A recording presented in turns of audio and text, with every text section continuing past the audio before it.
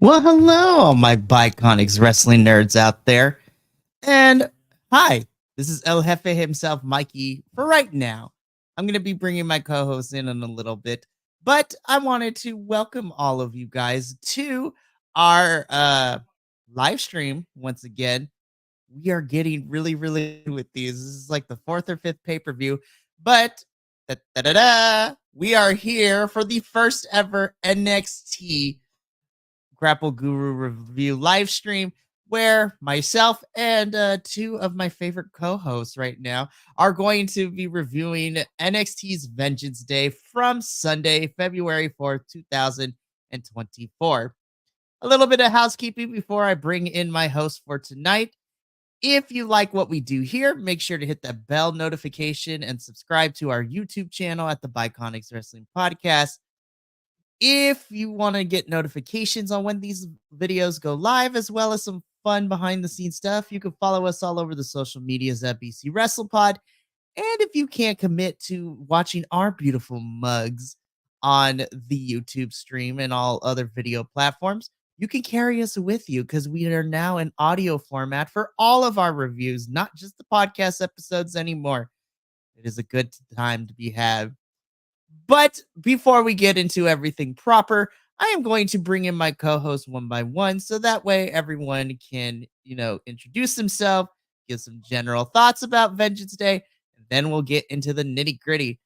So first and foremost, you know him, you love him. He is my ride or die, and he is the one half of Los Chicos Gordos, the one and only Papa Oso himself, Will. Hi, friend. Hello. There we go. Technology is great. Yeah. No, I was hitting buttons. You were hitting buttons. Yeah, it just didn't work. Hey, but you know what? We're here. It's going to be a good time. It's going to be a beautiful thing. And wow, I can't believe it. We finally made it to our first NXT live stream pay-per-view review. I know, right? And instead of my normal headband that I wear, I'm actually wearing a full-on do-rag tonight. It's got flames on it. Nice. You're channeling your inner OTM. Yes, I am indeed. Oh my goodness.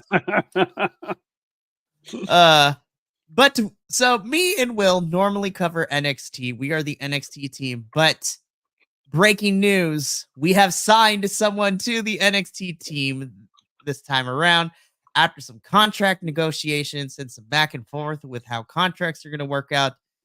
We here at Los Chicos Gordos have signed a third member to our review team. He is kind of new to the NXT audience for those who watch our reviews, but he is not new to the Biconics universe. You can find him all over the Ring of Honor reviews, and you can follow him all over the TNA reviews with us as well. Officially joining the NXT team, give it up for Andrew. Hopefully Cameron will want to work with him today. There we go. What's going on? Yeah, I didn't want to hit extra buttons and mess stuff up. So, oh my goodness.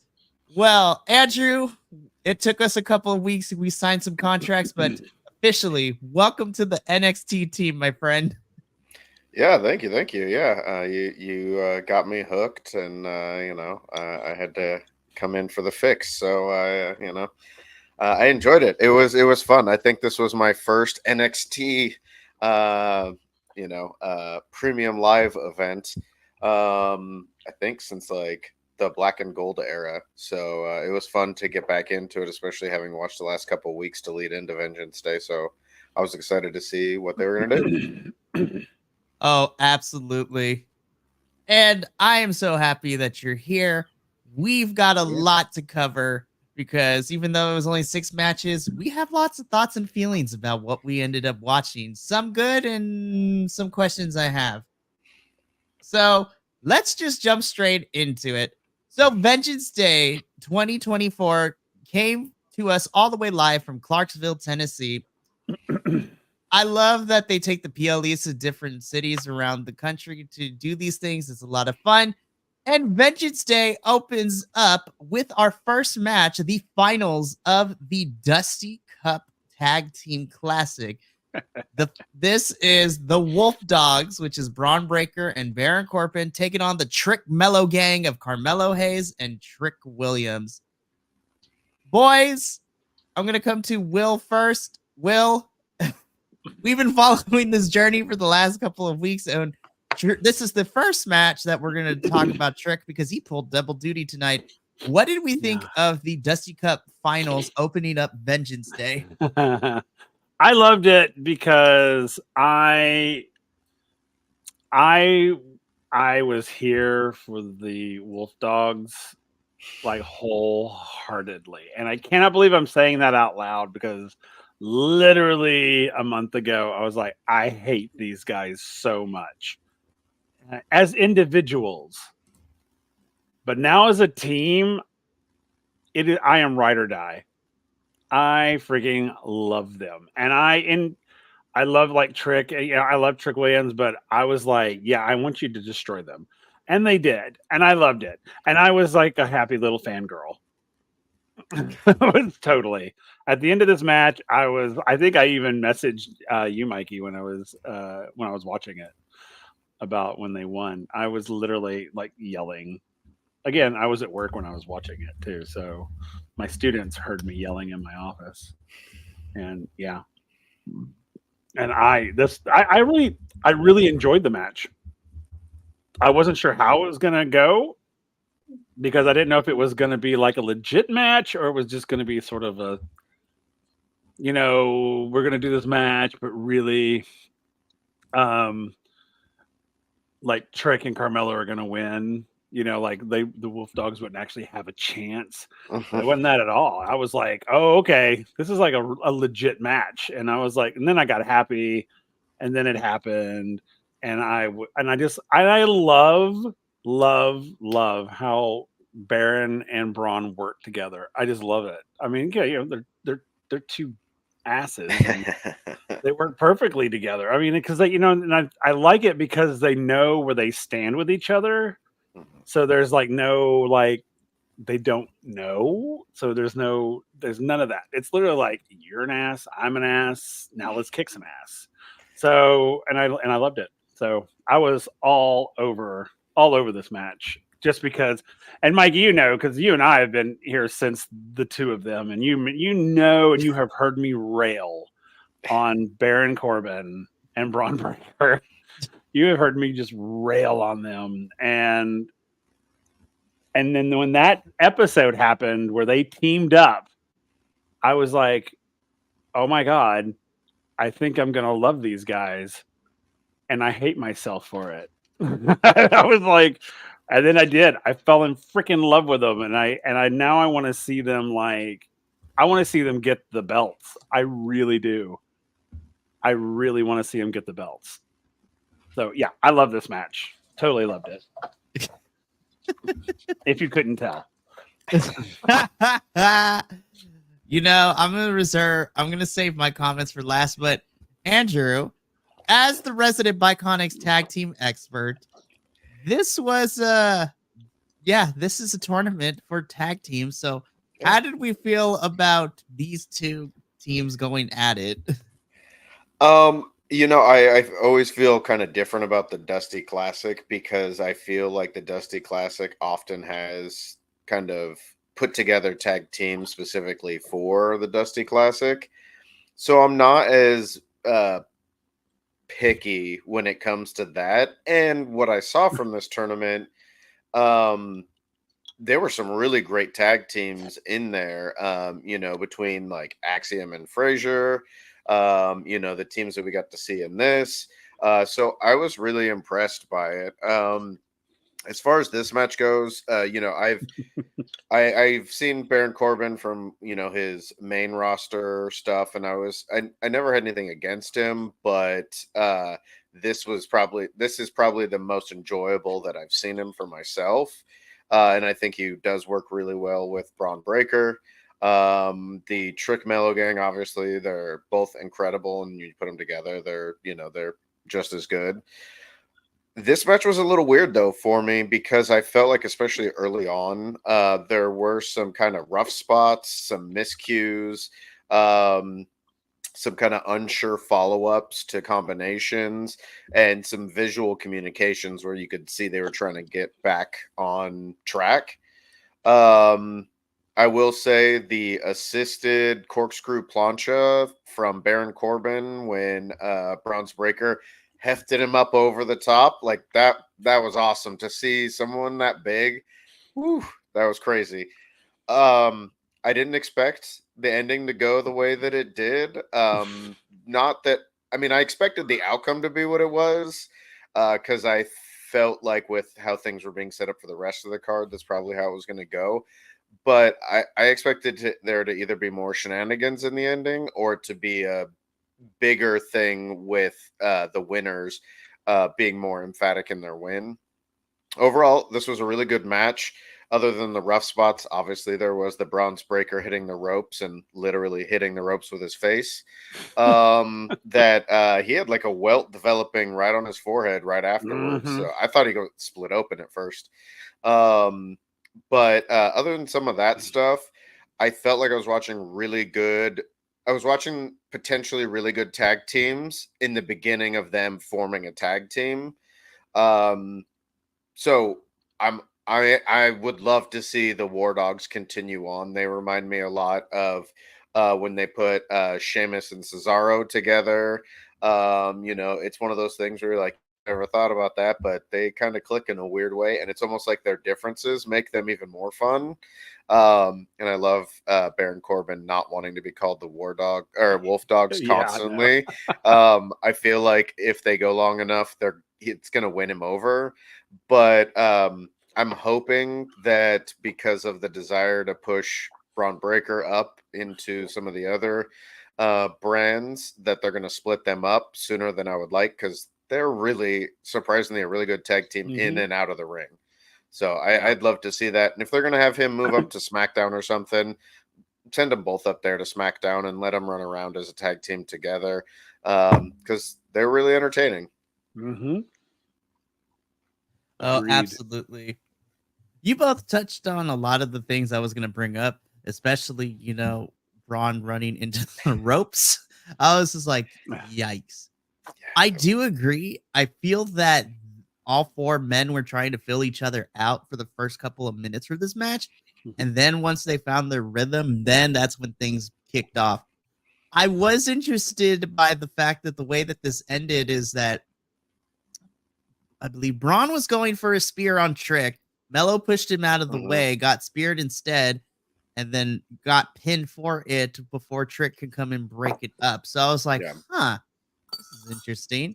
I was like, Carmelo took the hit for Trick. And we'll talk about the reasoning as to what Carmelo told us later in the evening when we get them both backstage. The other thing that was kind of crazy was the fact that Trick got his lip busted wide open during Oh, this yeah. match, too. Mhm. I was like, why are we bleeding all over the place? And you know what? We'll talk about the busted lip because it did not stop the whole entire evening. They couldn't do Oh. much of anything. And we'll talk about it when we get to the main event because that was the most bloodiest that we saw tonight, which was very surprising. But the Wolf Dogs end up picking up the victory here. They are your 2024 Tag Team Dusty Tag Team Classic winner. And they are guaranteed a And title shot later. I know. And can I say, and I want to pay real quick, just a real quick piggyback on what Andrew was talking about. This is the first time when they were down talking, or when they've been talking like after their matches and everything, like together. Like I don't hate them. Mm-hmm. Like, Baron, when Baron talks, remember, I'm like, could please people take the mic away from him, please? But when he's like bantering with Braun, Yeah. it's entertaining. It doesn't make me want to literally jump off of a high building. I mean, it was like, and I was worried that it was going to be that. I was thinking, oh, they're such a great team together and they're great. And it's like, oh God, he's about to start talking. Oh no, oh no, oh no. And then he did. And then because they make it a a comedy duo almost, that it really is entertaining and not cringy. Because it was cringy whenever Baron would like grab that mic and start talking. I'm just like, oh dear God, they need to stop. And he needs to take a public speaking class. Well, but now I love him. Yeah. Well, Will, I'm happy that Baron Corbin has won you over in the Wolf Dogs. I'm gonna put this man on blast. Crossway still has issues with the way that delivers promos. He thinks he's stiffer than a board of cardboard, but that is neither here nor there. So we're gonna get Professor on here one of these days to be like, so explain your thesis as to why you think Baron Corbin is not great on the mic. He's not. When he's individually, he is horrible. Yeah, he's not the horrible. But when it's him and Braun like going back and forth, because he has someone to play off of, that he animates, and it's like, oh, look at there. Oh my gosh, okay. But when he has to like by himself, when he's like speaking as an individual, it's like nails on chalkboard. It's just like, oh dear God, kill me now. I feel like Braun and Baron, like, they pick up the slack where the other one might be lacking. Yeah. And it's like, whenever, when I watch their promos a lot together, it's almost like they talk enough that as soon as they start to like run out of their skill set, the other one comes in. Up, and so it's like, they never go far enough to like hit their weak spots. And they work truly really complement well each other. Yeah. It's so funny. I mean, it truly is hilarious that I am so like team Braun and I mean, I can't believe it. I'm literally, I still, when I'm like, I'm like, what is happening with me right now? And I feel like the two of them, if they wanted to, I know this happens so much, especially in WWE, is, when you want to give someone a singles push, the instinct is to break up the team. But we've seen from groups like the New Day that like you can have one of them get a singles push and the other one be supportive of that. And I feel like the relationship that they're building between Baron and Braun, like you could have that. Like if Braun gets like a push to get a singles title, I almost feel like the relationship that they're building, like Baron Corbin would be like excited for him, So I would like to see more of them. So I hope they don't break them up too soon if they break them up at all. Yeah, I agree. Me too. And this was a really fun way to start off Vengeance Day. So then we get into some controversy a little bit, because then we immediately go into our second match, which is a no disqualification match. Joe Gacy versus Dijak. Okay, so I feel we're going to have some split opinions on this, because there were some things I liked, but there were also some questionable things I have. I want to preface by saying that I know by WWE standards, when I hear no DQ, I'm not expecting what I normally get. No one's going to be bleeding. There's not going to be crazy spots, which is weird because of the fact that, we had Becky Lynch and Tiffany Stratton bleed all over the place during their match at No Mercy. But I guess that's because it was Extreme Rules. It was fine, whatever. So we literally got this story, and this match was made literally the go-home show before Vengeance Day. I mean, Gacy and Dijak were kind of fighting with each other. Nobody knows what's going on with Joe Gacy. He's kind of anywhere, everywhere, all at once. He was in the back of the trunk of a car with the family. He was doing commentating for a little bit. Me and Will were hoping, and we're still hoping he has a murder board somewhere. He was interacting with the Gallus boys. Gacy was all over the place. And then just for some reason, Dijak is the thing that made him snap. And so we literally had Gacy attack Dijak for the go-home show. On the go-home show, they were fighting the whole entire episode, which culminated in Dijak throwing him into a dumpster off the top of the building. And then he pops up when Ava's talking to Dijak, be like, you want this match? Cool, no DQ, here we go. Yeah. There was a lot of things. There were chairs. There There's was a a lot to trash unpack can. in this. There was a duct tape. At one point, I thought we visited Pee Wee's Playhouse with all the toys we had on the table. This match was a little bit all over the place. But the table was my favorite moment, though. Oh, for sure. That table when he, oh my god, that was great. That was my favorite moment in this whole match. I was scared that Dijak concerned. almost didn't make it. Yeah, he didn't. He was. I mean, it was like he was a Inches little away. short. I'm not gonna lie, he was a little short on that table. But I got concerned when he put the duct tape on him. Like, because it went across his eyebrows, and I was like, and then they just like ripped it off. I was like, oh my god. Instant nair. I do have to say that it's funny because I had the same thoughts, and I think it says something for your hardcore match when people's first or biggest concern coming out of it is, oh, he's going to rip his eyebrows off. I mean, I think, Yeah, I mean, if this was a hardcore match, I would have been like, absolutely. It's like, please, I want Dijak to be eyebrowless, just for a few weeks, just so we can look at that and be like, but I don't know. This match was weird to me. I love whatever Joe Gacy's doing right now. I don't know what the hell it is, and I don't really care. I love it. I mean, and we get more of him later, like later on in. It's like, and it's so wonderful.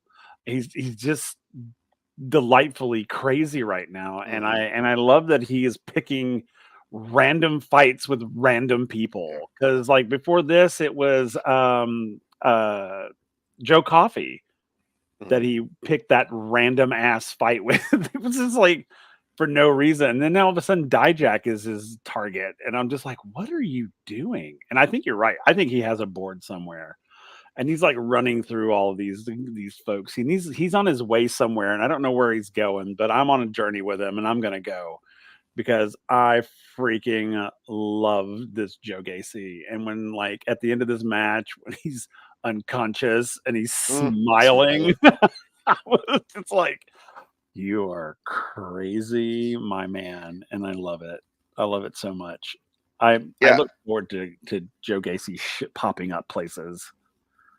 Yeah, this match, really what this match did for me was sell me on Joe Gacy. I haven't seen a lot of him, obviously, other than some of the stuff that led up to this. I was really surprised. He did really well with the hardcore aspects that they did have, but he was also a really good in-ring wrestler. Like, he really impressed me all the way across the board, and his character work is phenomenal. Like, I came out of this a bigger fan of his. I have talked with you all a bit about this before. I am not a Dijak fan. I have never been a Dijak fan. I've just not found him very interesting. So for me, this match was really a showcase for Joe Gacy. I didn't like some of the like storytelling psychology. Like, Dijak went through the table, and then as soon as he came back in the ring, he chokeslammed Joe Gacy. And it was like all of a sudden he was like strong again. And it was just, it felt like we didn't have time for certain things to sink in because we just had to get to the next big thing. And I don't like that, especially as we go longer into a match, in a hardcore match.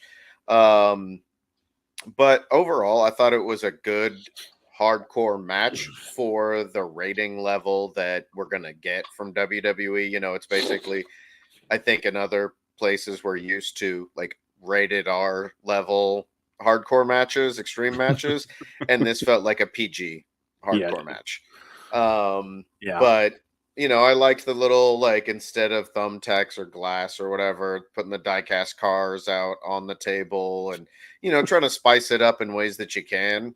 So overall, I thought it was a good match. I was more impressed with this match than I thought I would be, especially with my expectations from Dijak. But yeah, I am very much looking forward to seeing Joe Gacy pop up week in and week out, and I honestly, for the most part, don't care who he's going after, because it's just, he's chaos. He's a bit of the Joker in there in the ring, and I'm here for it. Yep. And you mentioned the thing about Dijak, how he recovered so quickly. But you kind of see that, thinking back, you kind of see that in all of his matches, even like the ones with like Eddie Thorpe.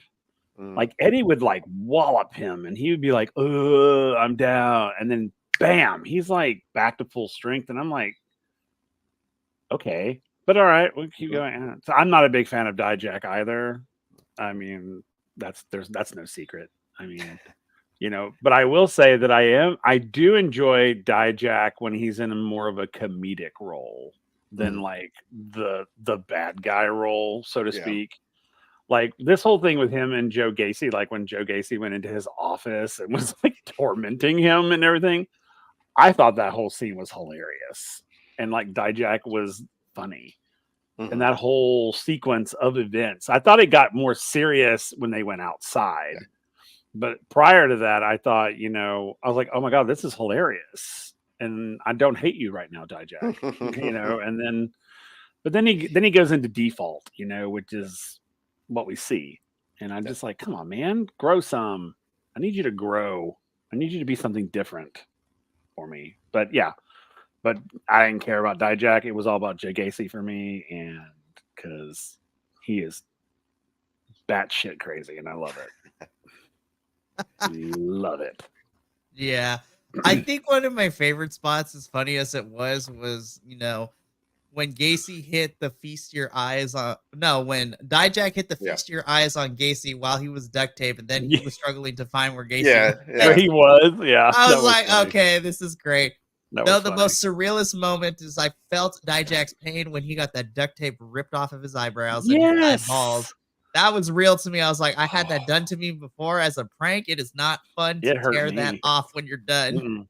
Yeah, it hurt me too. The hair, and I was like, my eyelids are sticking to this. Should it be possible? And it was also funny watching the referee who was trying to help him. Yeah, I'm sorry.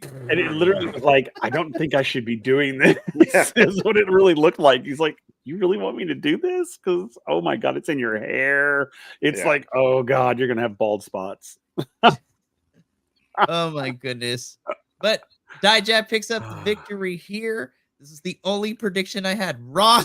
But honestly, going into this match, I was 50-50 either way. I was entertained by spots. I'm going to be honest, this is not my most favorite like NXT hardcore match. I still put Tiffany and Becky Lynch up there, and then my second place would have to go to Blair and Roxanne from Great American. That Weapons Wild match was insane. I went back and watched that one. That was crazy. That trash can spot where Roxanne was beating the tar out of Blair with the kendo stick with her inside of the trash can. Yeah. So good. So we can't get an NXT PLE because we do get some backstage shenanigans. So this is the first part where we see the Chase U girls selling their Smexy calendar, which, by the way, I come to find out it is sold out on NXTshop.com. I'm like, oh, man. But then I looked at the picture. I was like, okay, these are tasteful. Like, I'm here for this. I found this segment hilarious. I am one of the few people, along with Will, that we love this whole JC is saving Chase U storyline. It is so camp. I know the campiness isn't everyone's cup of tea when it comes to wrestling, but I love the campiness. It is so over the top ridiculous, but I don't care. It's great. I mean, you gotta have it. I mean, that's the thing. And I know people are like, oh, it shouldn't be. It should always be that. I'm like, no. It's entertainment, folks. This is what you get. You don't. It's not all blood and guts and all that because it's fun. You got to have that palate cleanser. And that's why you bring the humor in. It's because it's like, oh, you just watch these two guys literally destroy one another. So then you give them a little bit of ha ha ha ha ha. And that's what you do. And then you go into the next one. I mean, that's what you do. It's important. No, I get that. I was just chuckling the way that you said it. I was like, I like that. Yes, exactly correct. I mean, that's what it is. I mean, I love the corny, cheesy segments. I love it because I'm a low humor kind of guy anyway. But I like go for the cheap gag. I don't care. I think it's great. I mean, and then this whole thing was hilarious, and I love this JC Thea thing, and I'm so glad that it did not turn out what we were hoping it wouldn't turn out to be. So I was like, thank you, Jesus. And that JC is like truly kind of like taken on with Chase U and I love it. I think it's great. I love this whole, actually love this backstage sequence, but I love the whole Chase U thing that's going on anyway. So I really do. The women have taken over and I'm here for that. I'll be the voice of dissent here. I felt the exact opposite. In my time since returning to NXT, I haven't seen Chase U much in the ring. I think the only matches that I've really seen, I think I saw one where someone was wrestling singles, and then I saw them in the beginning of the Dusty Classic. But their promos, especially the ones on this evening, they were rough for me. I get what they're going for, and trust, we watch other companies that have some weird, outlandish, silly, nonsensical, goofy, surrealistic things. But this felt like a bad Disney Channel Nickelodeon performance. I felt like I was watching mid to late 20-year-olds trying to be high school students. And the acting was just really rough for me. I could see them thinking about the script. Oh yeah. And it was just rough. It just didn't make me want to see more of Chase U. And watching weekly, I have some other questions about some of the stuff that they do around them, and I've heard a lot about them, so I'm waiting for the thing that is making them so popular. But yeah, this was not it. And when they kept going back to it, I just kept going, why? What's happening? But I mean, it was just some backstage promos, so it wasn't the end of the world for me. But they were rough for me. But yeah. I also think what didn't help any of the backstage segments we got with the Chase U girls and what was to come later is I feel like the microphones weren't picking up the way they're supposed to, because I was like, it's kind of quiet in some of these parts. I was like, boom mic operator, what are we doing? Like, what is happening? Why is the audio not working well? I totally see where you're coming from. As someone who's been following this weird Chase U story from the very beginning, listen, it has taken so many turns. Will has been here for all of it. Like right now, we're in the good phase where JC has saved the university, but before that, we had gambling addiction, we had scandal, we had a hot shopping montage between Thea and JC, which, by the way, was kind of baller. It's been a weird thing as well, but I love my girls in JCU. I love them, but I'm very interested to see where we take this. All right. So I want to make a disclaimer about this next match. Okay. On paper, I was like, this is going to be okay at best because you have a couple of people who are still green to the business. And this story is not necessarily been my favorite because I was like, okay, it's like two feuding factions. Cool. I was wrong. I still have some mixed feelings about this match, but I will say this was a lot more hard-hitting and violent-esque than I thought it was going to be. Like, these 6 people were out for blood, and I am talking about our mixed 6-person tag. You have the family, which is Tony, Stacks, and Adriana Rizzo, taking on OTM Out the Mud, which is Lucian Pierce, Bronco Nima, and Miss Jada Parker herself, who has been one of my new favorites right here. I love Jada Parker's attitude, and she reminds me of heel Bianca Belair when she was in NXT. I know that's not a fair comparison, and Jada has her own stuff, but this is what I want to see. I want to see the no-nonsense heel female wrestler, because we're missing that currently on the NXT women's roster right now. These 6 were out for blood. Like, Lord have mercy. There were bodies flying all over the place. There were stiff shots being thrown into it. Jada Parker was ready to fight everybody, which I feel like Jada, for me, was my favorite in this match because she'll fight women and dudes. I was like, yes, Jada. It might be because I'm glad that she is new to all this and whatnot, but we shall see what happens. Okay, boys, Where do we even start with this? Well, go ahead. I was gonna say, so I know this is WWE, and I don't know if and when we'll ever get there, but I really wish this would have been an intergender instead of a mixed tag, or just call it a trios match.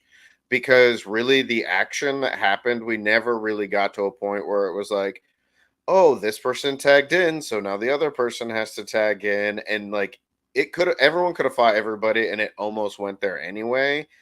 And from what I could see, the ladies were some of the standouts of this. Like, and I've also seen the least of them, but they did awesome together in this match. Like everybody in this, I was super impressed because I was not expecting this match to be as good as it was. Like the everything that they went for was intense. It was fun. They worked really well together. OTM is friggin' huge. I mean, all three of them were pretty big, but the two dudes are they're giant. And to see them all run around in that ring, it was pretty cool. There was one spot where one of the family, I forget who it was, went to jump to make a tag, got caught, and then you see him trying to reach over his opponent, and his partner was like, I'll tag. Okay, I got to pull back because you got too close. You got too close. I'm not supposed to be able to tag you yet. And it was one of those things where it's like he could definitely reach right now. But overall, from what I can tell, all 6 of these people are pretty fresh to professional wrestling. And they did great. I really enjoyed this match. It had me wanting to see more of all of these people. Like, I'd love to see OTM and the family fight for those titles. And what I'd really like to see is I'd be down to see Rizzo and Jada Parker fight one-on-one, because they really impressed me in this match. I was super impressed by them. Will, what are your thoughts on our six-person tag match? Well, I too was in the same boat as you, and I was like, this will be all right, I guess. And I was like, and then I was all like, why are we even doing this match? And I was just like, before it even started, I was like, do we really have to sit and watch this? Do we really have? And then I was like, then I was texting you during it. I was just like, oh my God. I was like, oh my goodness. I was like, I want to see these guys. I want to see them do like street fighting. I mean, it was like so. It was so brutal and so just, they were literally, I was like, I think I even said, I think that they're trying to kill each other. Like, they're not trying to wrestle. They're trying to destroy one another. And it was so good. I loved this match. And I agree. And I did go into it thinking that I had questions about, because, I think OTM is a little questionable. The choices of that, I'm like, but the style in which the fight happened, and I think I messaged you about it. I was like, you know what? They shouldn't do this in like a regular in-ring fight. This should literally be like street match. Because I mean, both groups talk about the streets so damn much. Then put them on the streets and let them fight it out. I was just like, that would be super exciting to me. If you put them in the place that they keep talking about. They're like, oh yeah, you were on the streets. Yeah, you weren't on the streets unless you were like, we were on the streets. And I'm like, oh my God, then go outside and fight each other. It's just like, so I want to see them in something less structured. I think they would this would be a badass match if they had like a no restrictions type match going in, like literally just, here you go. Now you can kill each other. Like a parking lot brawl or something. Yeah, something like last man standing wins type of thing. And yeah, I Miss Jada, ooh, girl.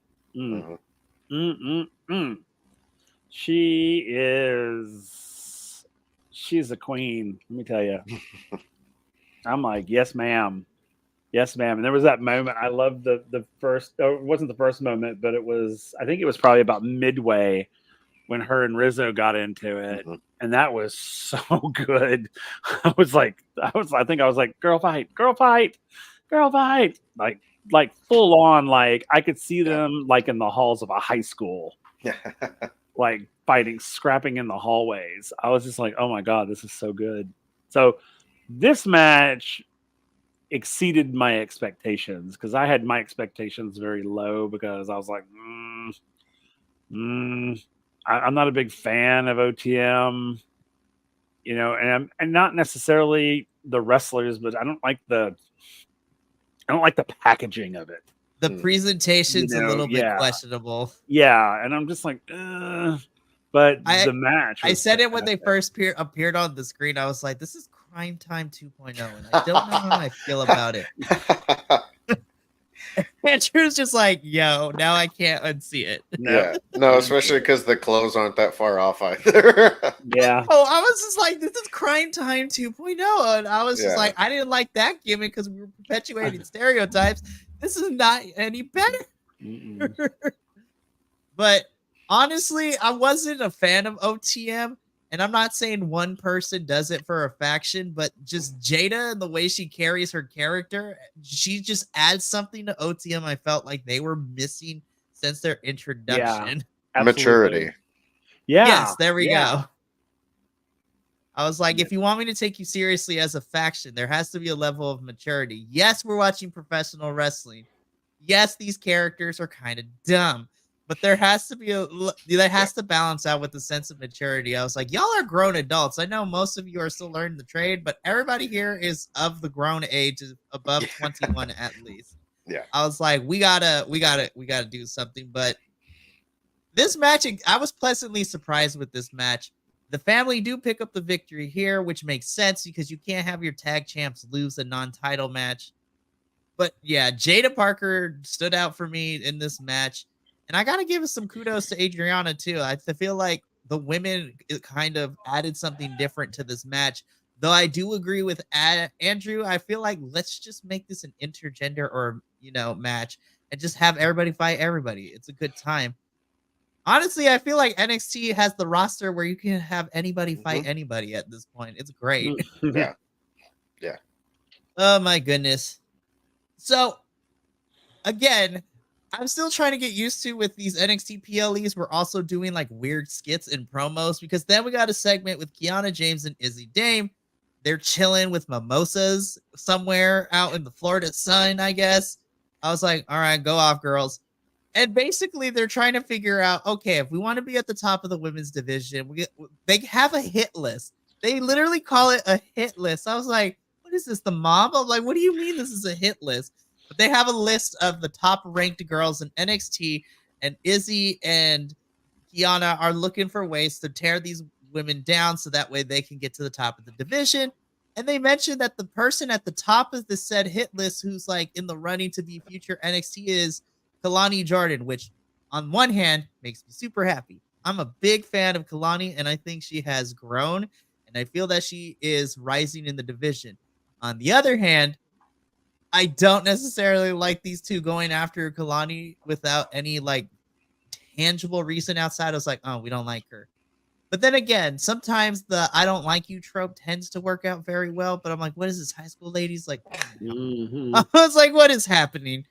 But I'm excited because that means it gives Kalani something to do because we haven't seen her since the Battle Royale. But I'm also worried that I don't want Kalani to start losing all the time, especially to these two. I was like, she doesn't need to lose. But we'll see what happens with all that. And then this is where we get to the backstage segment where Trick Williams is still bleeding from the mouth, as you can tell. But him and Carmelo are in the kitchen somewhere. It's not even a medical tent. It looks like a backstage kitchen of the arena that they're at. I was like, is this sanitary, first of all? I was like, y'all are sweating and bleeding all over the place. That can't be good for sanitation, problems. But Carmelo and Trick kind of reflect on losing in the Dusty Cup finals. Trick is trying to keep his head straight. Trick and Carmelo go back and forth. They talk a little bit. Carmelo assumes that Trick wants to do this alone. And then Trick Williams makes the cardinal sin of letting Carmelo come out for his match. I was just like, here we go. The plot thickens. The wheels are starting. This is the origin point of what we get later in the evening. But we're going to wait until we get to that match to talk about it. But at this point, I was just like, finally, we are entering the final chapter of this saga. It is about to go off. Speaking of things that went off, okay, so this was a tale of two matches because technically it was two different matches thrown into one. But you know what? I don't care what nobody says. I enjoyed a lot of this. So, Yeah.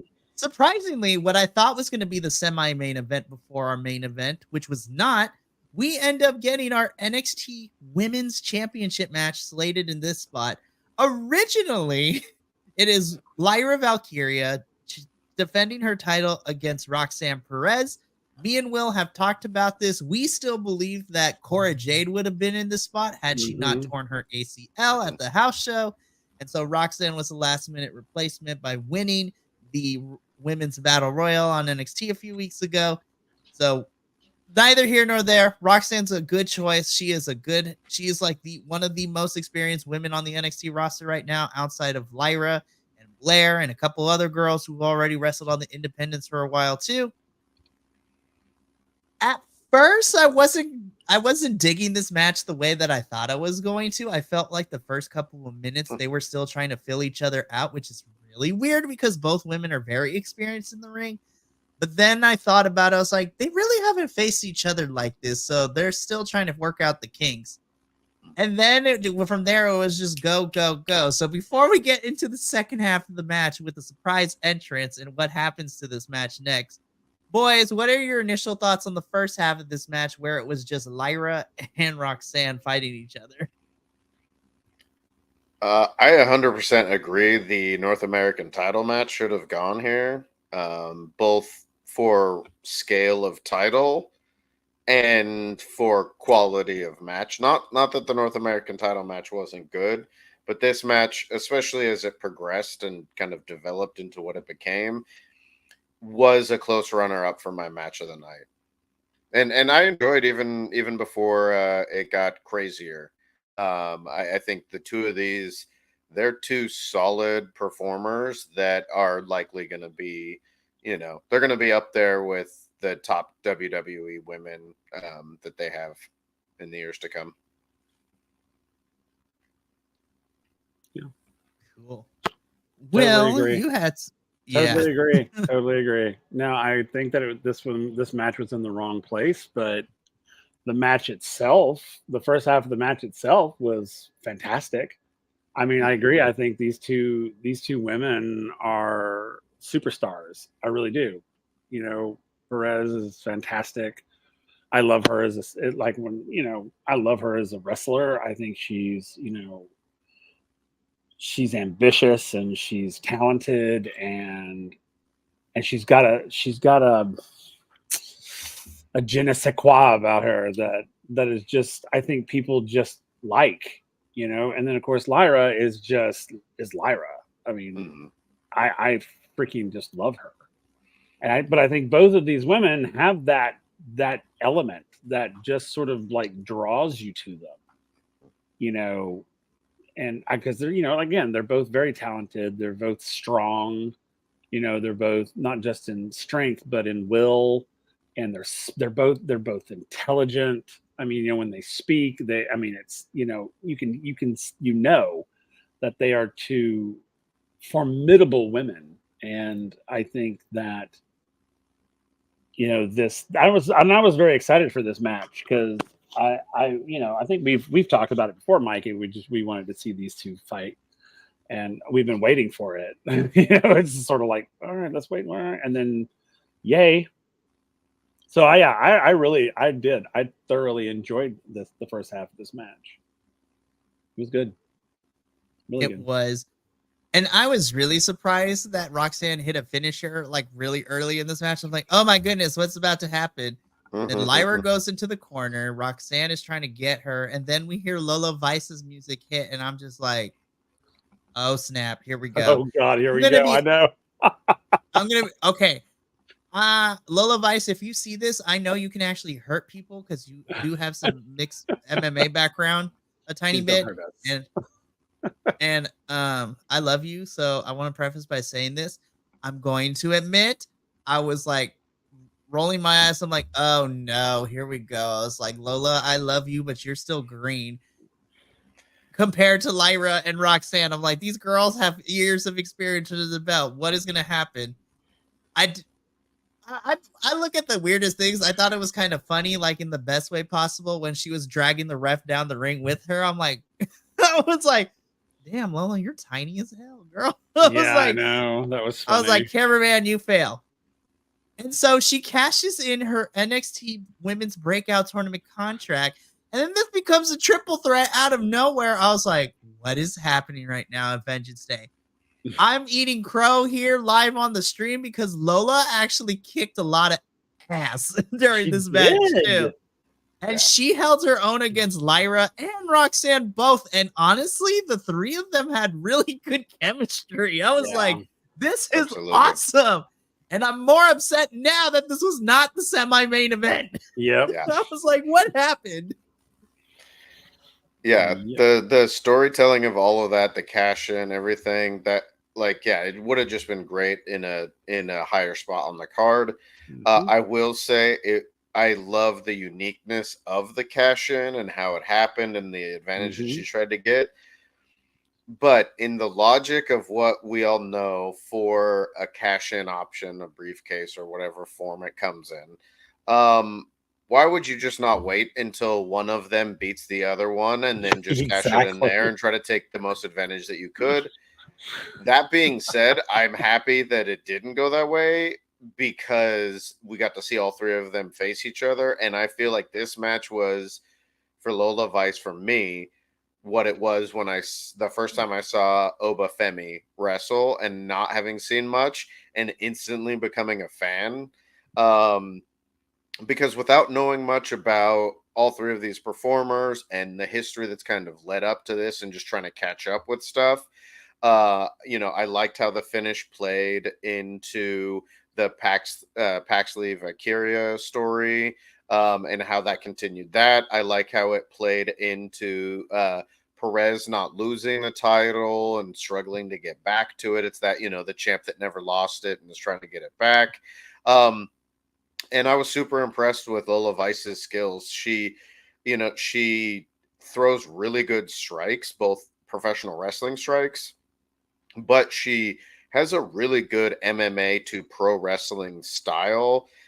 She fought for Bellator and she's 5-1 as a pro. And so she clearly knows how to do those things, but it translates well to her professional wrestling style. And sometimes we see people who have those skills that get kind of awkward because they're like, I don't want to actually knock out my opponent. And so I have to think about how to throw a good looking punch or kick that's not an actual thing that's going to hurt them or incapacitate them. And then, they have to figure out how to change their styles for performance. And I feel like she did a really good job on that. So all three of these are great. Like, I want to see more of them. And this is just showing me the strength and quality of the women's division at NXT between these three, the two ladies from the 6-person tag match, like, the Royal Rumble or the Battle Royal that they had a few weeks ago. Like, it's a really good division. And I shouldn't say three, all four of them, I think, the ones that were involved in this match, everything I've seen from them so far from the weeks leading up to this match, the character work, the performance in and out of the ring, phenomenal. I really enjoyed it.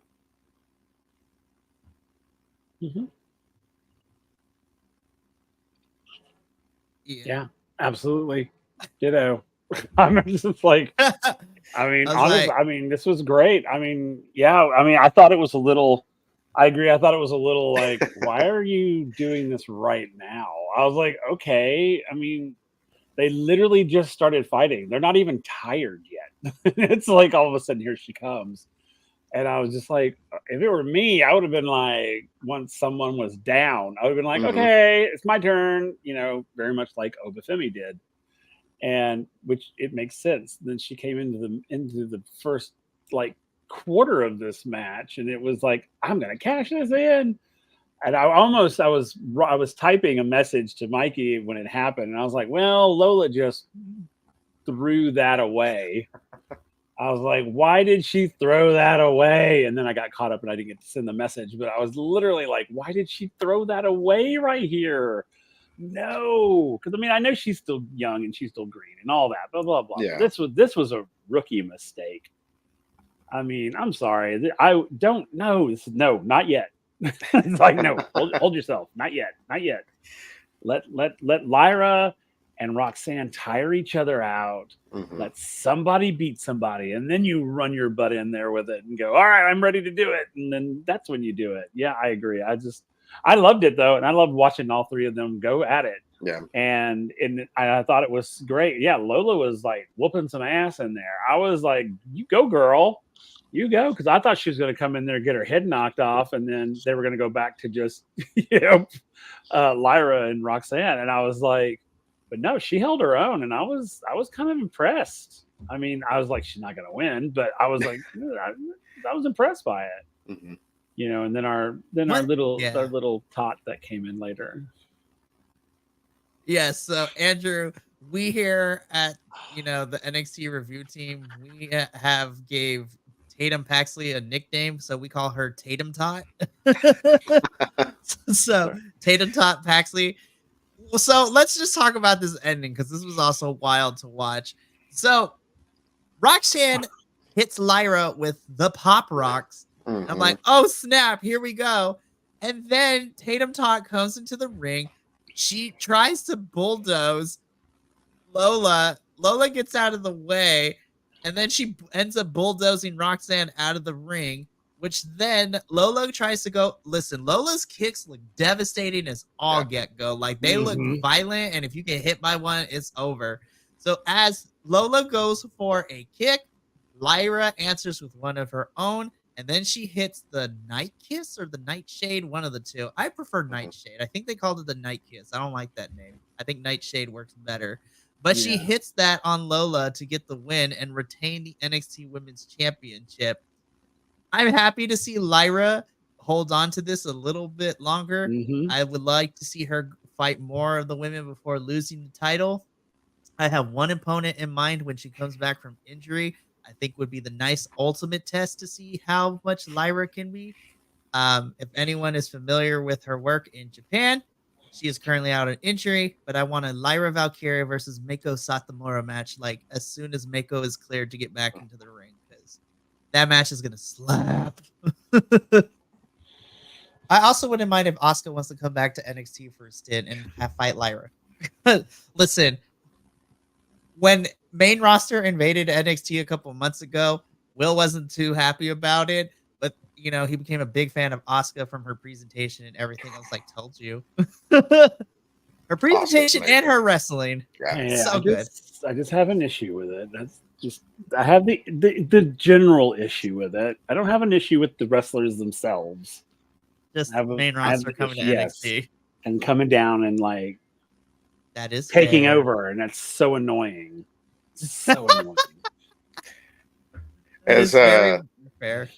As someone who watches another kind of junior promotion, if you will, of a bigger promotion, I understand when the promotion that you follow and appreciate gets mistreated by the big brother sister promotion. So no, I can imagine.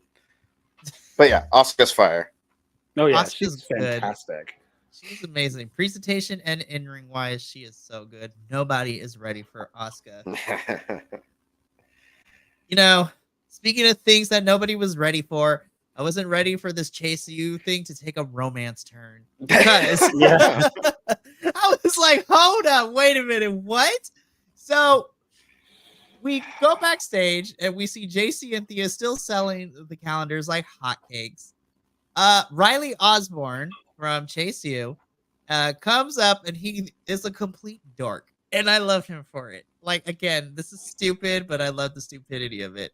So, Riley, we had no inclination that he liked Thea like that, but now apparently that we do. So he comes up and he's all like shy, asks Thea, he's like, hey, do you have any plans for Valentine's Day? Do you want to be my Valentine? Like a little school girl. Thea's like, yes, yes, yes. She's the excitable chihuahua of NXT. We love Thea Hale here. So essentially, this turns into that Thea has liked Riley. Riley has reciprocated the feelings. I feel like I'm watching a romance, I'm watching a romance novel. play out. I was just like, I don't know what's happening anymore. I was like, this is kind of left field, but weirdly enough, I'm entertained. It felt like Saved by the Bell, Chase You. Yes. Mm-hmm. Yeah. I was just like, I don't know what's happening here. So then we get this little weird promo. So then the screen cuts to black and we get like this weird, like creepy font. And I'm just like, I have no clue who this is supposed to be. Like, people have speculated online that it's like, oh, it's Okada. I was like, I wouldn't go that far quite yet. But I'm wondering if this is somebody new, if it's somebody returning. Like, I don't know what's happening, but I'm kind of here for the mystery of it. So I'm thinking, I was like, okay, so like this person is going to be wearing many faces. I have no idea what this is going to be, but I'm here for it. I was just like, this is how you get me invested. I hope we get to see more of this, down the line.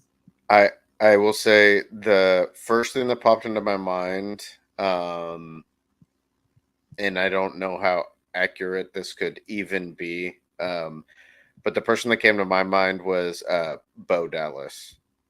You know what? I could believe that, the actual, person and the real life, sibling of, Bray Wyatt, rest in power. Honestly, I think I would love to see Bo back. Honestly, I miss him. Weirdly enough, like the B team was like one of those tag teams I was actually kind of rooting for, just like the Fashion Police. I was like, I'm still mad the Fashion Police never won the tag titles. Fandango and Tyler Breeze, man. Yes. I'm like, and you want to talk about murder boards, Will? This whole gimmick, they were the Fashion Police, so they had a murder board of like fashion faux pas and people who were committing fashion crimes. It was a thing of beauty, and I'm upset that they never won the SmackDown tag team titles. I'm upset that they're not still working together. Like, God, they were so good. Oh my gosh. Anyways, so when we come back, we see. Well, the thing that we got to talk about too, it was Vic Joseph, who normally does NXT commentary, but it was Wade Barrett the whole entire night too from SmackDown. I was just like, Booker T is dealing with some sort of medical issues. So Booker T, we were hoping for a speedy recovery, whatever that is. We hope that everything's going okay. So we get back to we get back to Vic and I'm so used to Booker being. I missed Booker's ad-libs for Trick Williams' entrance when we get to that match. I'm like, it's not the same. But Wade and Vic, we get back to them, and this is where we get two announcements. First, we get the next TV special for NXT. So on March 5th, 2024 is NXT's next big television event, which is NXT Roadblock. So it's just going to be a regular NXT episode, but it's going to be treated like a smaller PLE event on television. So it's akin to like their Gold Rush, their Spring Break-In, and even to a certain extent Halloween Havoc from the last time we had a big TV special. But then the one thing I love about NXT is they do not wait around to announce the next PLE. So obviously we know Stand and Deliver is happening WrestleMania weekend. But the next event after that is going to be held over Memorial Day weekend on Sunday, March 26th. It is NXT's next PLE Battleground, which I'm excited for. Except it's going to be in Savannah, Georgia. And Savannah, Georgia is on my hit list right now because over on AEW Dynamite, they were not a good crowd for that show. And it made me mad because I'm like, how do you have Thunder Rosa on your show and you don't cheer for her? I'm like, boo you people in Savannah. It's like rude. But I'm excited. I love that NXT does. And apparently we have the next couple ones too, because then they announced in July we're getting Heat Wave from Toronto. I'm just like, NXT is not playing out here. Now, NXT, Shawn Michaels, I know you watch this because you take our advice sometimes. I need to know what's happening with Great American Bash this year. Are you going to make it a TV special? Is it going to be its own PLE? The second thing is that if you are going to make Great American Bash PLE, can you bring it to California or can you put it back in Texas? Because the NXT boys want to get together and go to a show. I'm just putting it out there. Just a suggestion. Okay. So now, I still don't know how to feel about this next match because I feel like it was in the wrong place. I enjoyed it, though I knew immediately what the outcome was going to be because one person is on the SmackDown roster and one of them is not. So we get into our semi-main event for Vengeance Day. This is for the NXT North American Championship. This is Oba Femi defending his title against the person he took it off of in Dragon Lee. Now, we've already talked about this. The road to get here has been a mess because originally, a couple pay-per-views ago, it was supposed to be. So let's backtrack here because this was the whole journey to get to the point that we are. First, it was supposed to be Mustafa Ali versus Dominic Mysterio for this title at No Mercy. Then Mustafa Ali gets released, still not over that. And then it turns into Dragon Lee versus Dominic Mysterio for like the second time. Dragon Lee gets the title. Then we fast forward to Deadline where it was supposed to be, Dragon Lee versus Wes Lee. That didn't happen because literally the week before we were supposed to get this match, Wesley cuts his promo where he's going to be out for a year because he has to have lower back surgery. Wes, we're hoping you're recovering and we miss you. I was so gut wrenched for that. So then Dragon Lee got the title back. So then Oba Femi cashes in his NXT breakout contract, beats the tar out of Dragon Lee after defending it, becomes new NXT championship, and then we're getting this rematch. Essentially, this is Dragon Lee finishing up in NXT before we put him back on the SmackDown roster. I'm going to be honest. I love Dragon Lee, but this was such a one-sided fight for a lot of this. Oba Femi, listen, there are people who love Oba Femi. They are known as the Oba Feminists. I am not one of those Oba Feminists because I still need to see him do more than just the big WWE NXT power build in the 2K22 game that we are watching in front of us. I'm trying to find the exact words of why I didn't like this match. Only I think because I think I pretty much said it. This was really one-sided for the most part of it, which I get. You're supposed to show off the power player, but Dragon Lee can do so much, and I feel like we only got like 20% of what Dragon Lee is known to do and that we've seen him do. I don't know. Gentlemen, am I off my rocker here? Like, how do we feel about this match? I don't think it should have been on the pay-per-view. I agree. I mean, out there. like I said earlier when I was talking about Lola Vice, I quickly became a big fan of Oba Femi. I don't know what it was. Something just clicked. I really enjoyed him. I think he moves really well as a big man. But that being said, this match almost felt redundant. Mm-hmm. Like, it felt like, okay, well, Dragon Lee's got to finish out his contract here. We don't have anyone next in line to fight Oba Femi for the title. So let's just have them rematch and face each other. And we got some cool spots for the build-up with Femi attacking LWO and then Dragon Lee trying to come out and, save them. That I feel like we could have gotten more out of this match. I will say, like, Dragon Lee, like, I think the last name is Gonzalez. Those brothers, Roosh, Dragon Lee, and Dralistico, like, you can tell they're related. Though, I mean, other than the fact that they wear the same boots. But the style that they bring in is very similar, and it's such a high impact, intense style. It's a very unique style of lucha libre. And I think, like you said, Mike, I think we could have seen more out of that. And it would have given Oba Femi a kind of like hurdle to come back from.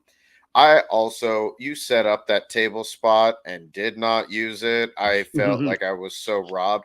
And then you just threw him into an office chair, like a padded office chair.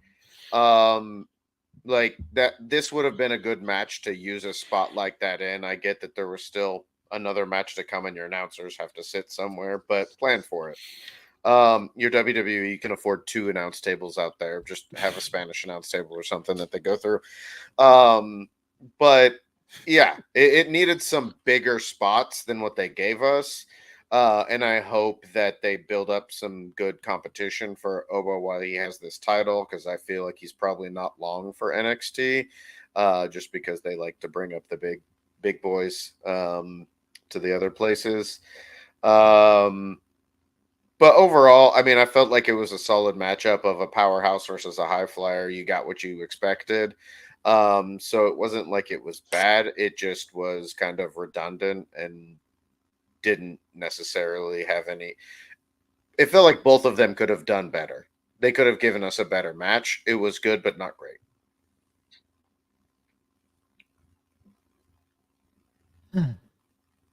Yeah. And I hate to say this, but I feel that this was more of an NXT weekly television match Mhm. for the title than it should be a pay-per-view.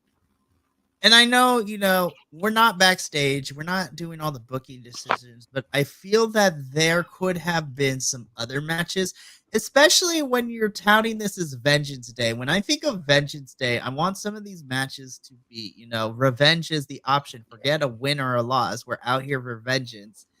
And I feel that some of the stories that we were telling leading into Vengeance Day could have been here.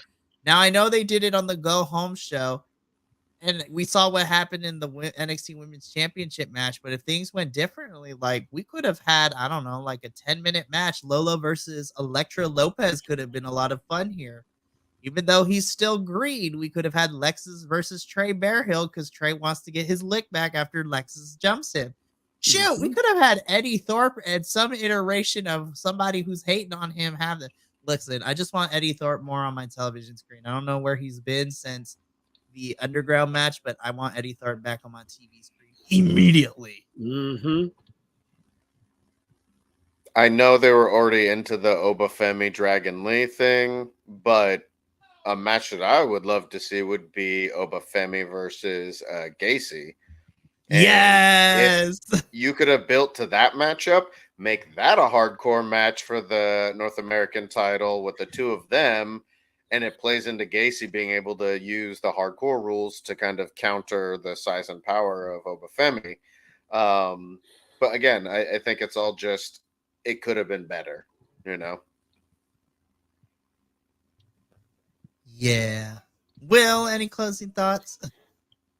No, I don't think it belonged here.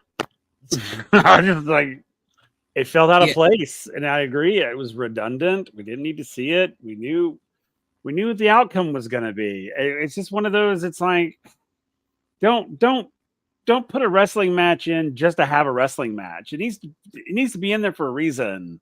And this is exactly what this felt like. It was like, oh, we got to put him up against somebody, and oh well, Dragon Lee because they have that beef. We've already seen this fight. I don't need to see it again. And it ended up being the same thing, just a couple more extra minutes. Yeah, the same outcome. I mean, it was lit. I mean, yeah, they gave Dragon Lee a few, cool hits on him, but it was the same fight. I was so bored during this fight. I was just like, okay, I've seen this. I mean, I was literally like, okay, Obafemi's going to destroy him. He's going to win. Moving on. And yeah, you're right. It was just a smidge longer than the original match, and I'm just like, why are we watching? Why are we here again? We didn't need to be here again. You could have put somebody else in this, like a whole other match in here, and it would have made more sense. There are plenty of people. The funny thing is, there's plenty of wrestlers that in NXT that Vengeance Day would have been perfect for. And this wasn't one of them for me. It just wasn't one of them. And it felt to me, it just felt out of place. So I was just like, I could have watched this on a weekly and would have been like, oh, cool. It's like, so I just don't think it belonged in the pay-per-view. I just don't. And I like both of these performers. I love both of these guys. I think Obafemi's fantastic. Dragon Lee, of course, I love. But I'm just like, we literally just watched this match. It's like. I will say something else that bothers me. Stop telling me that Dragon Lee is the next Rey Mysterio. Let him be. Oh my Dragon gosh, Lee. can we stop with that, bro? Like stop. Yeah. Just let him be who he is. We don't need to have the next whoever. No, just we don't need the next Rey Mysterio. We need Dragon Lee. Yeah.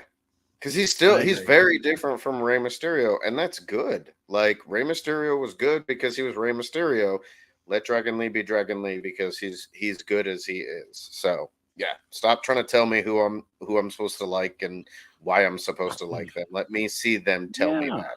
Seriously. Hmm.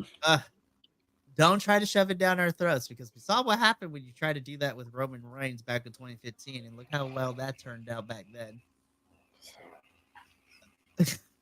Anyways, so from here, we could cut backstage one more time in the evening, back to our Chase U girls, and then this is where Dawson's Creek takes a turn here because then Lexis King, formerly known as Brian Pillman Jr. in AEW, which I don't know what was worse, Lexus's acting or the lineup of his beard. That beard is out of control. Like, who is your barber? Jesus Christ. Who is lighting up the beard? Like, what happened? I'm just like, who is like drawing that shit in with an eyebrow pencil? That's exactly. I'm like, could you please stop? There are dyeing it to get rid of the gray. Like, I was like, there are cholitas who do a better job with the Sharpie marker on their eyebrows than Lexus King is doing with his beard. Like, my dead grandmother would do a better job. I mean, it is so bad. It is so bad, and it's stark. You know, it's like those guys who like, oh, I'm going to dye my beard to get rid of the gray, and it's like 3 shades darker than your actual hair. Yeah, that's what it is, and it is so gross, which adds to his grossness. You know, which I get. Listen, I love the dramatics that is Chase U, but even I was caught off guard by how weird this was. So Lexis King is still trying to hit on Thea. Riley Osborne, who has been Thea's like girlfriend for like less than 30 seconds, comes in. I appreciate that he is defending Thea's honor, but Thea's a big girl. She's a grown ass woman, as she says, and she can take care of her own business. I was JC the entire time, and she was watching this interaction. She's like, "Why am I even here? Like, what is happening?" And so Lexus and Riley fight. Then they begin to throw down. They go into tables. Like, security tries to pull it apart, but do a horrible job of selling that they're trying to pull it apart. It's like the crowd, the fans that were in the background did not help the situation. I was like, what is going on? I would have loved to see Thea jump Lexus and be like, no, like get on the back and start like pulling hair and whatnot. And I'm looking at Riley. I'm like, Riley, we know you can fight. I know in WWE that you are the high flying maneuver, but need I remind you who you are engaged to? You are engaged to one of the baddest women on the planet, to Blair Davenport. Like, we know you picked up something from Blair because Blair kicks all the ass and she will kick you into next week. Riley, we know you can fight. Come on, dude. This was a whole weird segment. And I'm like, this is cheesier than the CW and Dawson's Creek. I was like, I don't know what I watched. And at this moment, I was like, okay, I'm here for the camp, but even this is a little much for me. I was like, let's turn it down a little bit. Yeah, even I was that way too. I was like, okay. This was too much. Like, had this been on NXT, weekly television NXT, I would have been cool. But I feel like we do need to not reserve we did okay with the first 2 backstage segments. I feel like we didn't need this third one because this was a little much I was like, we're doing a pay-per-view, not a weekly NXT show. I want the PLEs and the weekly shows to be a little bit different from each other. So this was a mess. And then, we get a little backstage interview with Ava Raine. First of all, the internet trolls, I need y'all to stop it because Ava has left the internet because of y'all's hate, because of her father. She has nothing to do with it. Leave the poor girl alone. Oh my gosh, it's so annoying. I will say I have not yet become a fan of Ava. She's very new on the mic. But my dislike has nothing to do with anything associated with her family or anything like that. I actually really hope for a lot of second, third generation stars because there's something about seeing the children of the people that I grew up watching get to follow in their parents' footsteps. But on top of those issues, this felt like, I get they were trying to make it like a real interview, but really it was just a commercial for their next 3 PLEs that were coming up. And we already just saw 2 graphics about 2 of the 3 of them. We didn't need this in there. So it just, especially because we went from the Dragon Lee Obafemi match to the main event, and we had like 4 promo things in the middle of there that just felt like it was just dragging through the mud, just so slow going. And this didn't add anything that we didn't already find out that you didn't just tell us about. Yeah, it was really weird. I feel that we could have cut like the 10 minutes that was everything and just gone straight into the main event. So, funny enough, we get bumpers for the NXT episode that would be happening a few days later of what to expect, which I'm like, I get it. We got to promote the show, but like, this is a PLE. Like, everyone needs to calm down. So then we get into our main event, the NXT Championship. It was Ilya Dragunov.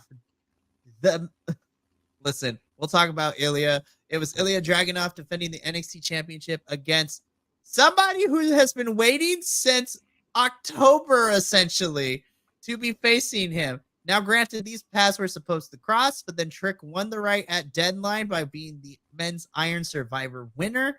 And then since December, we've been trying to have this match, but because of reasons, we have not gotten to it. Before I let my co-host say, I'm going to be honest.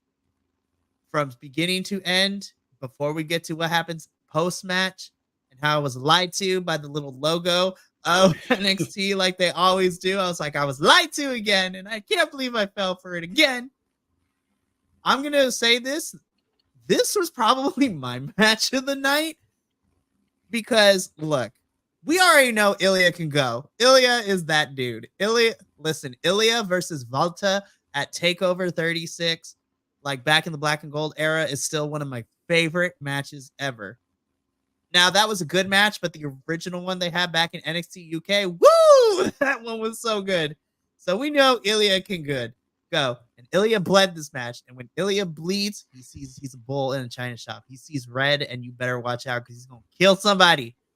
But I think more importantly, from a standpoint of storytelling, this was Trick Williams' big litmus test up to this point to see how he can fare one-on-one with probably one of the strongest wrestler NXT has on their men's roster right now.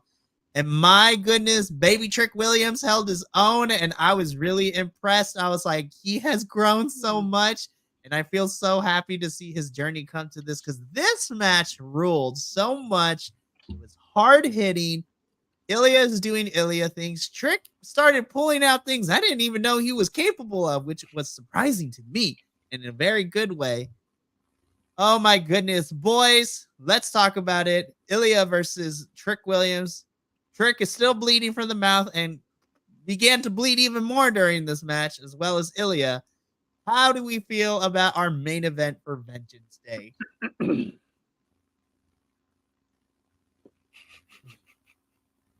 I smell some dissenting opinions.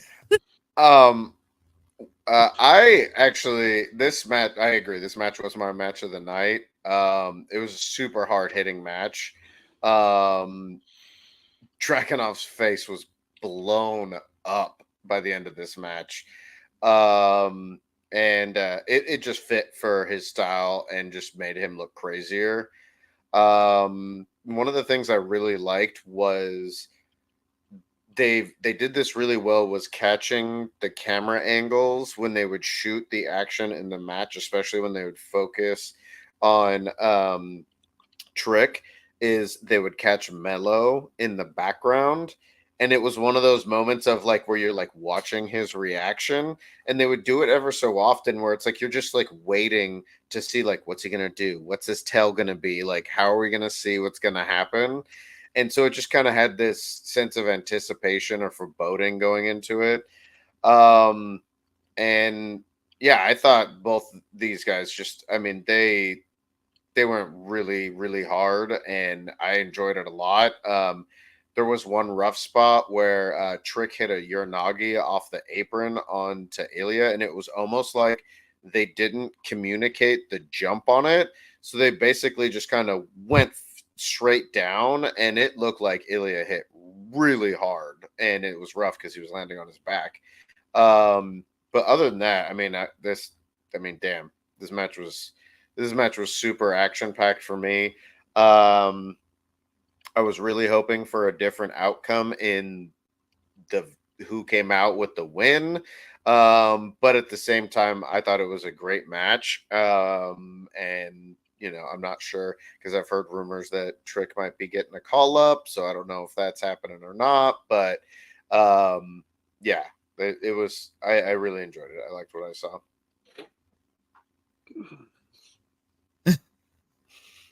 Well, this was my match of the night too. I yeah. enjoyed this match was badass. I had some concerns, not in the match itself, but the way they were presenting the match. I think that because we have been building this Trick Carmelo dissension for so long, too long, if you ask me, so long that it overshadowed Ilya, because we weren't focusing on Ilya. We were focusing on what was happening between Trick and Carmelo. And I thought that was unfair.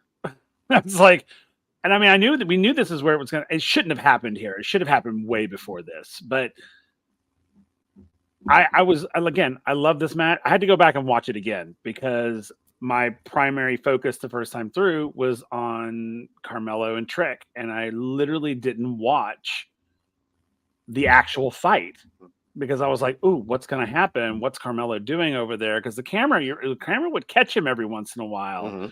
But they focused on him a lot, actually, more than I think they should have.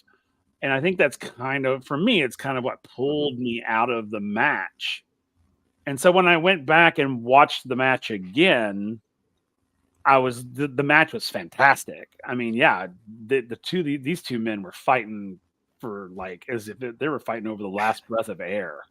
I mean, Trick was holding his own. He was not a rookie. He was there. And and I loved it because Dragunov told him, if you're going to come, you better come. Yeah. And he did. And I was like, well, there you go. Yeah, and Dragunov's face by the end of it was quite funny. But because he was just like I was just like, okay, here we go. And so after I went and watched it the second time, the match itself really kind of like blew my socks off. I just thought that initially there's too much focus on Carmelo on the sidelines. And so it literally pulled me out of the match because I was like, oh God, what is he doing? Oh, they got a camera on him. He's doing something. Well, it was like, so so that was me. But this was my match of the night. After I watched it the second time, this was totally my match of the night. It was intense. It was, I think it went just the length it needed to. It had the cool suspenseful moments, the oh my God moments, like when Trick pinned him and there was no referee to count him out. Yeah. And I was just like, literally, I was like, Trick won that match. It's like he won that match. But yeah, it was full of that. Then when I watched it, that's when I got really into it and got kind of vocal and yeah. So this was a fantastic match. It was so good. It was everything I had hoped for. It was the outcome that I figured was going to happen. I figured Ilya was not going to lose this match. And the reason that is because of Carmelo and Trick's thing. Because I was like, oh, there's going to be some shenanigans. And lo and behold, there were. And, Ilya's going to pick up the win because of the shenanigans. And I just thought, God, this could have been a great fight if Carmelo wasn't there. I mean, it could have been like beyond what we got. I think it could have been like, oh my God, like incredible. But because they were so focused on, and again, I think that went on way too damn long, that building to that betrayal, because they're like, oh no, we'll do it. No, let's don't do it there. Let's do it to the next one. Oh no, let's don't do it that one. Let's do it at Vengeance Day. And it's like, okay, fine. So it went on and on. And and then the whole Trick, he's been waiting, what was it, since October? to actually fight Dragunov, and they just kept postponing it and putting it off. Oh, he's injured, or oh, this happened, or oh, that happened, and I'm just like, I'm losing interest at this point. I'm literally like looking at my watch, going, "All right, if it doesn't happen in like the next like month, I'm done." It's like I'm done, and I was getting there. Yeah. So, I mean, as it was said, Ilya won this match. This was a really good bout. This Trick has showed that he is going to be a big key player going on the future with this company. I wrote in my notes is that I need somebody to tell Ilya that professional wrestling is not real, because the way that he fights and the way that he sells, it makes it. He literally is the Mad Dragon, the Mad Czar himself. I was like, I need somebody to tell Ilya that this is not real. Yeah, exactly. Because he fights like it's like his life is on the line, and he sells for everyone. I was like, Ilya, he must be a method actor. He reminds me a lot in certain ways of a certain wrestler that doesn't get talked about a lot anymore because of their actions from a certain crippling wrestler. But just that intensity and that style, his build, it's just, he's got that quality about him. But yeah, it's one of those things where you just see him hit certain moves, and it's the way he hits, and it's the way he gets hit. It's just, you're like, oh, dude, like, you got to do this again in like 3 days, right? Like, what? Like, careful. But I mean, it made for one hell of a match. Oh, absolutely. I was just like, all right, well, that's a thing that happened. So, Will, you addressed it, you hinted at it a little bit earlier. And let's just talk about it. So, I was lied to by the logo because Ilya picks up the win. He leaves. Trick and Mello are in the ring. Trick is crying, or looks about to start crying because he lost the match, and I felt bad for Trick. I was like, this was a hell of a fight, man. You have nothing to be sad about. You held your own against Ilya. It's just Ilya is literally a different monster. And so the logo appears. So I was like, well, okay, I guess we're going to wait. And then Carmelo positions himself behind Trick Williams, and the turn officially happens. Carmelo chop blocks Trick. Then shout out to the camera person for like making this super believable, as if like Trick was getting like his ankle destroyed by the chair. But Carmelo grabs a chair. He continuously attacks the ankle with the chair. And then he sits on the chair to get in the fans' heat. He takes the TMG for Trick Mellow Gang shirt, lays it on Trick as he exits out. And this is how we end Vengeance Day. So I am going to be honest, even though it took us a long time to get to this point, I am happy to see, that we finally got the turn. And now we are entering the last chapter in this whole entire saga. And I'm going to save my thoughts for another time, because we got more development later in the week with this whole storyline that we're going to talk about later. But let's wrap this thing up. So, Vengeance Day, the first NXT PLE of 2024. And boy, howdy, we already have 3 announced, and we know when those 3 are. It's going to be crazy. I'm excited because it's like, give me my calendar. I'm weird. I'm like, give me the date so I can write this in my calendar, so then I can figure out, okay, what time and what am I going to be making sure that I don't drive myself nuts for reviewing this. But let's go into our final grading scale. So here at the Biconics, we tend to grade on a scale of 10, or letters for some of us. Like, we don't really have a select scale. But we have adopted the empanada scale, or, our regular out of 10 grading system, 1 out of 10. 10 empanadas meaning it was the best show on the planet. Number 1 being that it was absolute garbage. That's only reserved for the pits of hell and NWA sometimes. Listen, if you do certain hard-laced things on your pay-per-view, you deserve to get a couple points knocked off your rating, because whoever thought that was a good idea needs to be fired immediately. But Vengeance Day, I'll go first. I think for the first PLE, if I'm looking at the card as a whole, there was definitely some highlights. Nothing was extremely bad, but nothing like, and it's not fair to compare, but of course, so far, nothing has gotten close to me having the same feeling that I did when I watched No Mercy from last year. No Mercy is probably my favorite NXT pay-per-view from last year, just because of how it was presented, how we built up to this. And I think Vengeance Day was strong because we were continuing some storylines, but overall, I think I'm going to give this like a 7 out of 10. I still think that's very fair. I really enjoyed Vengeance Day. I thought I have a lot of fun with this, and NXT pay-per-views, that's always my thing. Like, I always have a good time watching it. But as far as development for a lot of these, we got a lot of matches at Vengeance Day that half of them are not going to be continuing into storylines down the line. They're kind of just like, all right, we're done. I was like, oh, okay, well, that was fine. But I give this a 7 out of 10. I still thought it was a good time. I had fun, but I wanted a little bit more. I also think it's kind of not. I also am trying to be fair as well, because Stand and Deliver is next, and that is the top NXT show every single year. So they can't be playing all their cards immediately. But 7 out of 10 for me.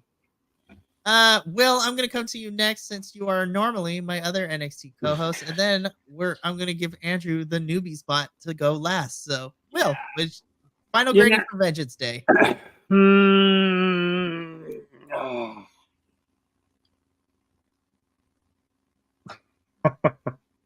I actually gave it a 6, and I know that's harsh, but I mean, I wasn't necessarily wowed by anything. I mean, the main event was pretty wow, but there was some, oh, these are good, but I wasn't really moved by this one like I thought I might be. I thought, oh, this one's good. Oh, it's gonna be great. It's their first. Oh, it's gonna be, oh yeah, Of course, it could also be I have like super high expectations for like the first one out of the gate, because it kind of sets up, I think, what to expect going forward, or at least it lets me set a bar.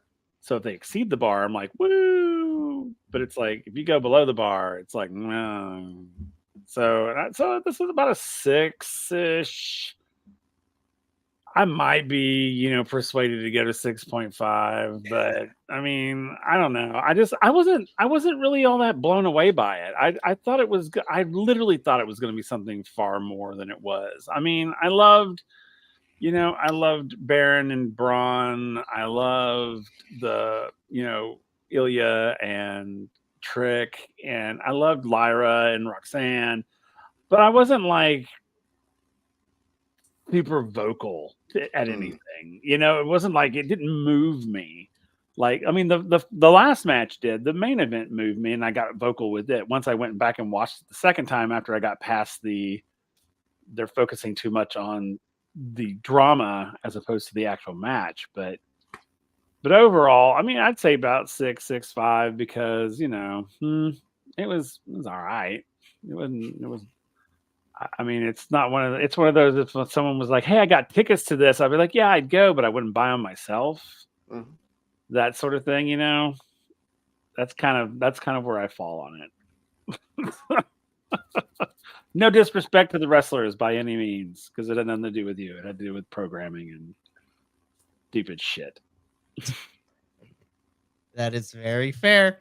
And finally, popping his NXT review cherry, Andrew, what did you give Vengeance Day? Just to keep it interesting, and I have my own scale for how I figure out what I give them. So this isn't reflected by the scores that you all gave them, but just to keep it interesting, I give it an 8 out of 10. And maybe it is because I have had less investment in NXT coming into this.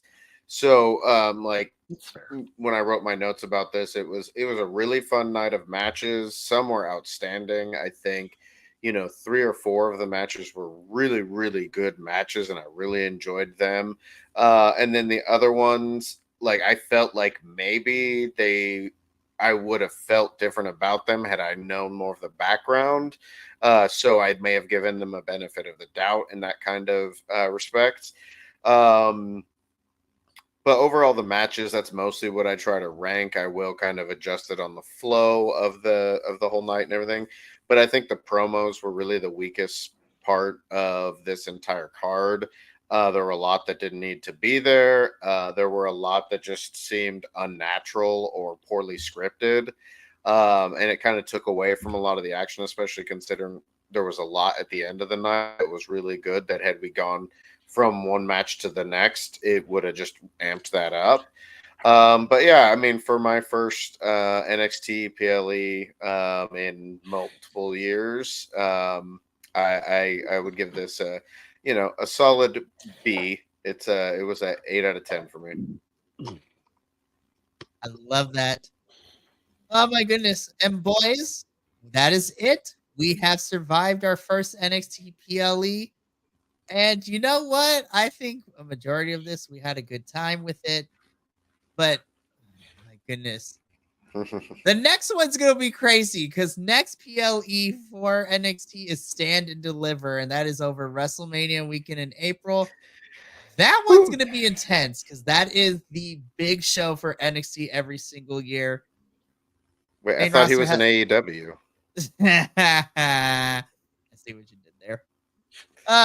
Well, boys, this has been really fun, but we got to get out of here because we got some other crazy stuff happening right now that we're going to be reporting on shortly.